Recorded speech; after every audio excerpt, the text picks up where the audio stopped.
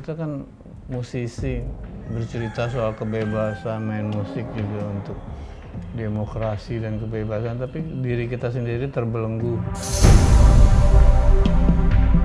Jadi kalau kita malu, kita itu nggak bisa habis nih narkoba.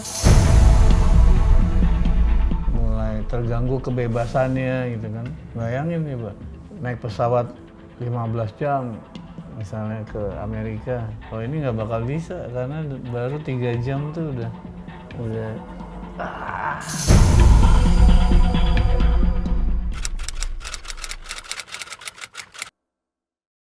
Kalau Bunda nggak terjun, itu terjun tahun 97.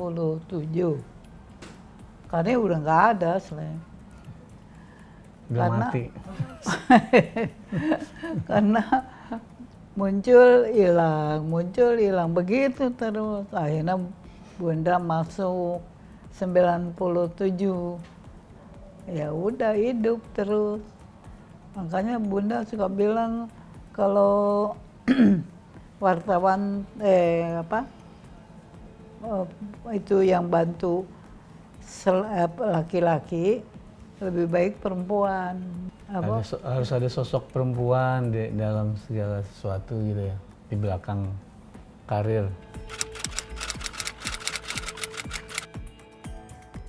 Iya, ulang tahun ke-40 nanti di Gedung Kesenian datang. Karena Bunda udah lama nggak ikut-ikut slang sekarang karena kondisi udah mulai sepuh. Nah, tapi semangatnya masih. Jadi kalau di Jakarta pasti datang. Dan iya, Bunda kan the six slang. Slang itu ada 5. Slang ke-6 itu Bunda. Jadi sampai hari ini doanya, ya, kalau nggak ada doa Bunda, berantakan slang. Tapi awalnya gimana sih Bang? Akhirnya Bunda ikut turun langsung buat. Iya, 97 kan gabung di manajemen, dan keadaan slang saat itu aku, Ivan, kakak dalam keadaan adiktif sama narkoba. Jadi wah ini mau berhenti sendiri nggak bisa, mau bilang juga gimana caranya. Akhirnya kita ajak gabung Bunda dengan harapan kalau ada Bunda kan kita paling nggak senakal-nakalnya kita, kalau ada orang tua pasti jadi lebih sopan, lebih menahan diri. Tapi it works sih, walaupun butuh waktu 3 tahun ya setelah Bunda ngikut slang, baru slang bisa benar-benar lepas dari narkoba. Kebetulan kan Ridho sama Abdi kan nggak pakai narkoba, jadi Ridho, Abdi, Bunda tuh suka ngasih susu beruang. Kalau hari Jumat ngajakin sholat Jumat rame-rame gitu. Jadi lingkungannya yang dibikin positif, lingkungannya dulu. Jadi lama-lama selama 3 tahun akhirnya positifnya yang lebih besar daripada negatifnya. Akhirnya tiba-tiba kita sendiri yang kewalahan dan pengen berhenti. Nah, setelah kita mau berhenti baru Bunda, nih ada pengobatan ini ada ini, ayo mau ikut nggak? Ivan kakak mau, aku masih belum tuh waktu itu. Tapi selang 1 bulan kemudian aku ikutan.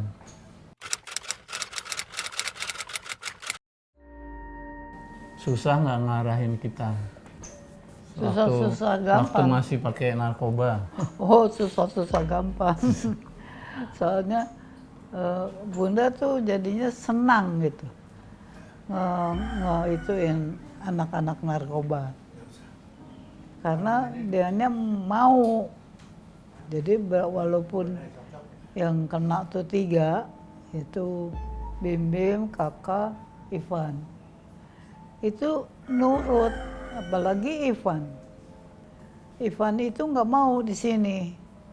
Yang di sini kan cuman Bim sama kakak.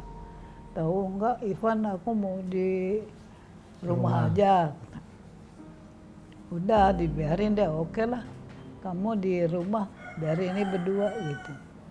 Nggak lama sehari 2 hari ya. Ibunya bilang, "Duh, bawa aja deh si Ivan ke rumah Bunda," katanya. Nggak sanggup. kuat katanya gitu. Apa namanya yang dirusak? Barang-barang pada dibanting-bantingin. Iya, barang-barang dia ada yang diinjak itunya, tape-nya, diinjak dia rusak. Makanya mamanya nggak kuat, suruh titip Bunda aja katanya. Akhirnya baik semuanya. Akhirnya bertiga dibawa ke sini semua, kumpul di sini. Dan dijadikan Sampai sembuh, iya. Kan dulu nggak tahu Bunda tuh pakai narkoba tuh apa gitu. Akhirnya terus pokoknya kita nggak kenal lah sama polisi, sama siapa waktu ngurusin selain itu. Cuman keluarga aja. Tapi ternyata berhasil itu. Nggak ada polisi, nggak ada apa. Waktu itu kan belum ada hukum. Hukum narkoba belum ada. Jadi kita aja nih yang ngeberesin, yang ngebetulin mereka supaya berhenti. Dan bagi kok aneh gitu ya. Pada waktu dulu tuh nggak ada, dia suka minta ini, minta itu makanan. Pada waktu udah mulai mau baik, minta makanan kedoyanan mereka masing-masing. Jadi bertiga tuh susah setiap hari bikin makanan sendiri-sendiri. Kayak gitu itu. Mulai merasa terganggu pekerjaan, mulai terganggu slangnya, mulai terganggu kebebasannya gitu kan. Bayangin nih Pak, mestinya kita bisa jalan-jalan naik pesawat 15 jam misalnya ke Amerika. Kalau ini nggak bakal bisa karena baru 3 jam tuh udah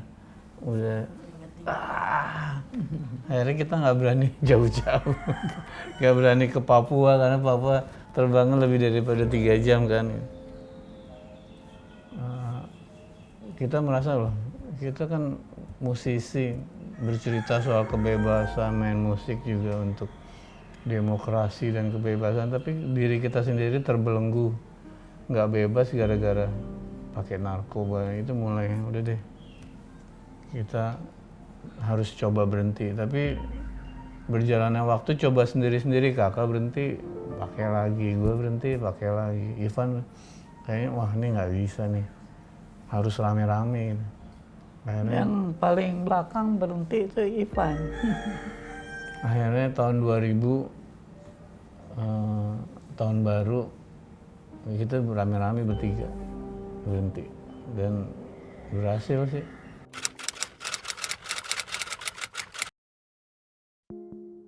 Inspirasi Bunda kan selama ini kalau orang tua ngadepin anak yang kena narkoba gitu kan malu ya. Coba, padahal narkoba ini udah seperti COVID. Maksudnya di semua keluarga besar pasti ada 1 atau 2 keluarganya yang terkena narkoba gitu. Tapi tetap aja orang tua malu menghadapi itu, malu mengakui itu. Kalau Bunda enggak. Kalau orang tua lain mungkin dibuang ke pesantren gitu kan, atau dilempar ke rehab, atau suruh tangkap polisi. Kalau Bunda enggak, malah dirangkul, malah diumumin ke semua orang bahwa kita lagi nyembuhin anak, slang lagi di rehab, kita mau berhenti dari gitu kan. Bunda nggak malu gitu. Tapi justru dengan begitu jadi inspirasi keluarga lain bahwa setelah slang dan Bunda bilang slang berhenti narkoba, itu banyak banget orang-orang orang tua akhirnya speak up gitu, bahwa iya kita juga lagi kena musibah, lagi ngebangkitin anak-anak kita. Dan kita juga bikin rehabilitasi sama Dokter Aisyah kan di sebelah sini. Loh, kalau kita malu nggak ada selesai-selesainya. Pasti terus berjalan itu narkoba gitu. Kalau begini kan jadinya kita terbuka dan dia juga menghadapi kita nggak malu. Itu banyak anak-anak yang datang pengen betulin diri, masuk itu rehabilitasi Dokter Aisyah gitu.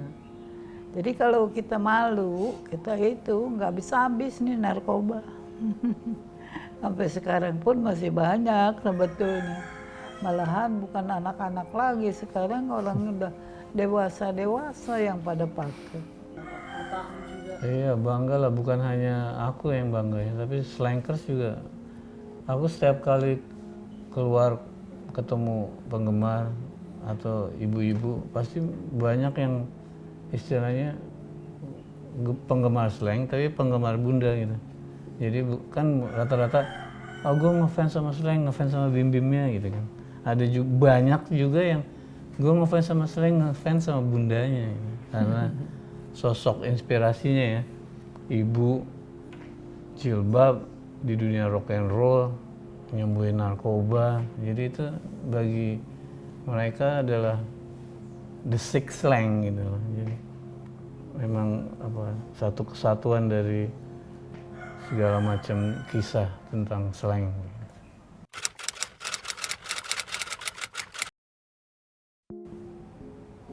Aku orangnya terbuka ya. Dari zaman belum ada sosial media kan, di sini jadi pusatnya penggemar datang kan. Malah era itu setiap hari Selasa Jumat ya. Selasa Jumat itu penggemar boleh ketemu ngobrol. Cuman di era sekarang kan udah gampang sosial media, dan sampai hari ini pun aku juga di sosial media terbuka ya, share segala kegiatan aku, dan keterbukaan itu justru yang bikin slang bertahan sampai hari ini ya, karena slang dan slankers itu udah jadi suatu ideologi, suatu lifestyle yang akhirnya diturunin ke anak-anak. Karena banyak banget penggemar slang sekarang. Slang kalau manggung di depan panggung tuh tetap muda. Kitanya makin tua, yang di depan muda. Cuman omnya, bapaknya, ibunya, atau tantenya, atau kakak-kakaknya itu yang mundur di belakang, nontonnya dari belakang. Jadi regenerasi penggemar itu berjalan. Kalau anak-anak STM itu yang slankers, begitu ada anak baru yang masuk, diracunin dengan musik-musik slang. Dan sampai hari ini ya jadi lagu-lagu slang itu adalah rata-rata tempat anak-anak cowok remaja mencari identitas tuh mendengarkan lagu-lagu slang. Tetap hidup seperti sekarang. Amin. Karena doa istri dan anak juga itu pengaruh bagus buat Bim-Bim gitu. Amin. Hidup di rumahnya itu kalau tanpa dosa anak, ibu, istri, anak, semuanya juga susah dia mau bergerak gitu. Jadi dia nggak usah karena ini jadi dia nggak bisa bergerak gitu. Jangan, tetap aja begitu, diajak istrinya, diajak anaknya gitu. Pengen betulin diri, masuk itu rehabilitasi Dokter Aisyah gitu. Jadi kalau kita malu, kita itu nggak bisa habis nih narkoba.